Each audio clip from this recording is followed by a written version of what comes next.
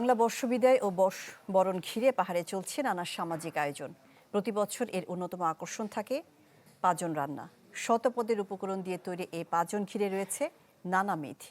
নতুন প্রজন্মের কাছে ঐতিহ্যবাহী এই খাবারের বিশেষত্ব তুলে ধরতে রাঙামাটিতে আয়োজন করা হলো ব্যতিক্রমী পাজন রান্না প্রতিযোগিতা।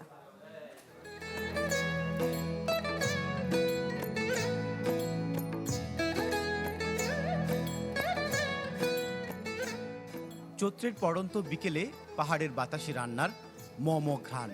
বাংলা পুরনো বছরকে বিদায় দিয়ে নতুন বছরকে বরণ করে নিতে পাহাড়ের ঘরে ঘরে এখন নানা প্রস্তুতি।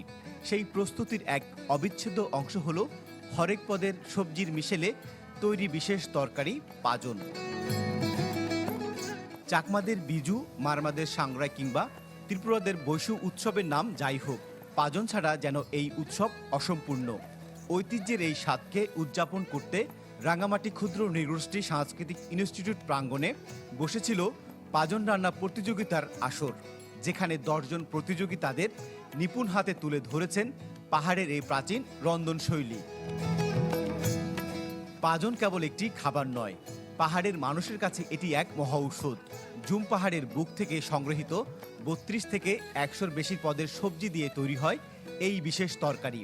পাহাড়ে প্রচলিত বিশ্বাস, বিজুর দিনে অন্তত 7টি বাড়িতে পাজন খেলে শরীর রোগমুক্ত থাকে এবং বছরের বাকি দিনগুলো সুস্থভাবে কাটানো যায়। পাচনটা হলো এই আমাদের কাঁঠাল, শাসনা, এই তুলাফুল, এগুলো যে খেলে শরীর অনেক ভালো থাকে। পাচনটাই আমাদের প্রথম উৎসব, বিজুর উৎসব আমাদের প্রধান আকর্ষণ। নানা ধরনের সবজি দিয়ে আমাদের পাচনতন্ত্র তৈরি শক্তি দিয়ে। আমরা মনে করি এই সবজিটা যদি, এই পাচনটা যদি আমরা খেয়ে থাকি এই বৈশুতে, আমরা সুস্থ থাকি, ভালো থাকি, সবার সাথে মিলেমিশে থাকতে পারি। আমাদের এটা ঐতিহ্য। এই মেলার মাধ্যমে দেশ ও দেশের বাইরে থাকা মানুষজন এবং নতুন প্রজন্মের কাছে ঐতিহ্যবাহী পাজন রান্না প্রক্রিয়াকে তুলে ধরতেই এমন প্রতিযোগিতার মূল লক্ষ্য, বলছেন আয়োজকরা।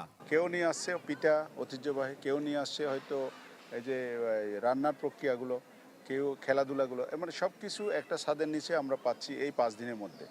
এবং সবাইকে এটা দেখানোর মধ্যে দেশে এবং বাইরে হয়তো জনপ্রিয়তা পাবে এই খেলাগুলো, ঐতিহ্যগুলো। পাহাড়ি সংস্কৃতি গবেষক ও শিক্ষাবিদদের মতে পাজন রান্না ও খাওয়ার প্রচলন কয়েকশো বছর আগের। পাজন শব্দটি মূলত চাকমারা ব্যবহার করেন। ভিন্ন ভিন্ন জাতিসত্তার মানুষরা নিজের মতো করে উচ্চারণ করেন পাজনকে। জিয়াউল হক, চ্যানেল 24, রাঙ্গামাটি।